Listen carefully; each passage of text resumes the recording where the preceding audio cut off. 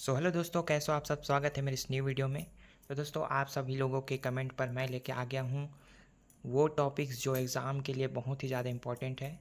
तो ये DElEd second year के जो आधुनिक विश्व के संदर्भ में भारतीय शिक्षा, ये सब्जेक्ट के मैं मोस्ट इम्पॉर्टेंट क्वेश्चन बता रहा हूँ और कुछ कुछ टॉपिक्स भी बताऊँगा जो इस बार 2026 में आने वाले हैं। मैं लिख के गारंटी दे रहा हूँ कि ये क्वेश्चन जो टॉपिक्स मैं बता रहा हूँ उससे क्वेश्चन ज़रूर आएंगे।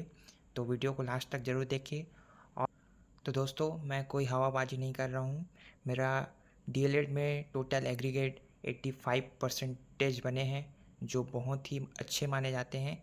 और मैं कभी इसका फुल वीडियो भी लेकर आऊँगा कि मैंने कौन से सब्जेक्ट में कितने नंबर हासिल किए हैं।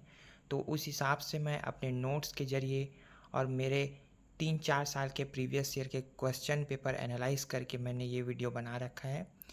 तो दोस्तों, चलिए वीडियो को स्टार्ट करते हैं।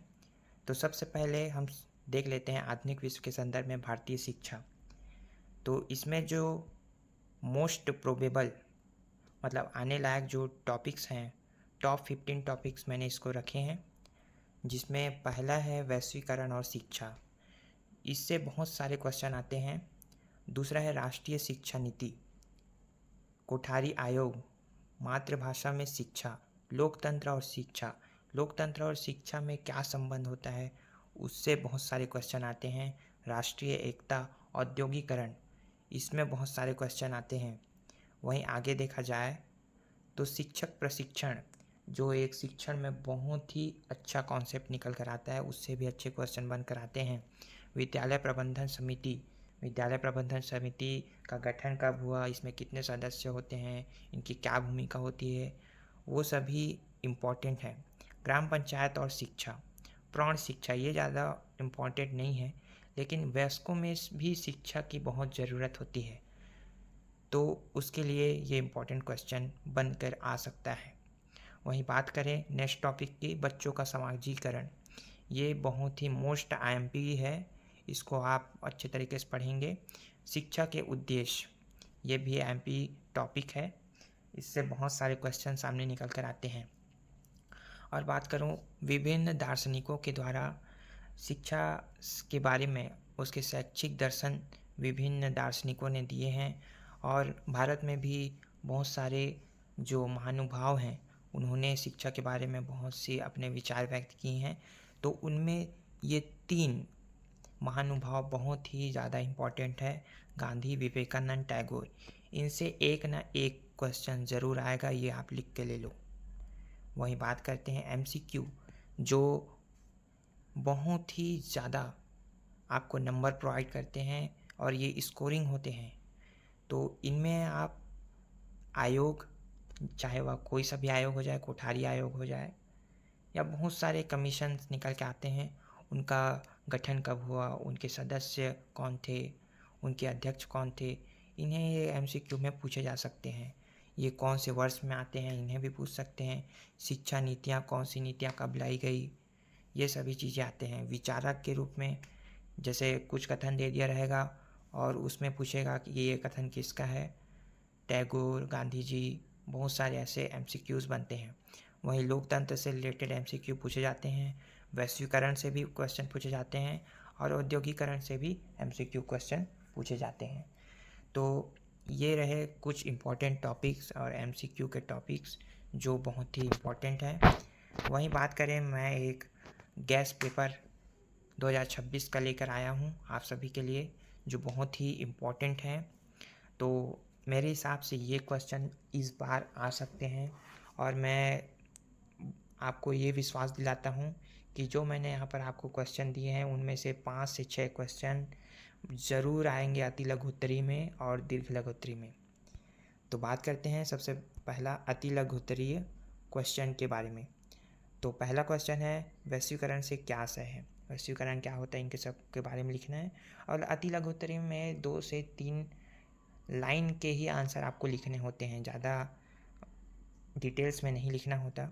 राष्ट्रीय एकता क्या है, लोकतंत्र की 2 प्रमुख विशेषताएं क्या होती हैं, मातृभाषा किसे कहते हैं, एनसीईआरटी के 2 कार्य, प्रौढ़ शिक्षा का क्या अर्थ है, औद्योगिकरण क्या है, विद्यालय प्रबंधन समिति का एक कार्य लिखें। इस टाइप के क्वेश्चन आपको देखने को मिलते हैं। वहीं बात करें लघु उत्तरी की, तो लघु उत्तरी क्वेश्चन में आपको मैक्सिमम 7 से 8 लाइन में आपको आंसर लिखना होता है।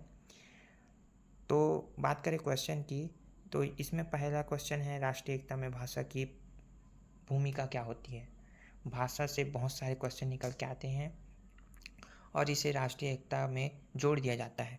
तो इस प्रकार क्वेश्चन बन जाता है, प्राथमिक स्तर पर मातृभाषा में शिक्षा क्यों आवश्यक है, लोकतांत्रिक विद्यालय की विशेषताएं लिखिए, शिक्षण प्रशिक्षण की आवश्यकता बताइए। इस टाइप के क्वेश्चन बनाकर आपको दिए जाएंगे। मैंने जो भी टॉपिक दिया है देखिए वहीं से ही क्वेश्चन, गैसिंग क्वेश्चन आपके लिए मैं लेकर आया हूँ।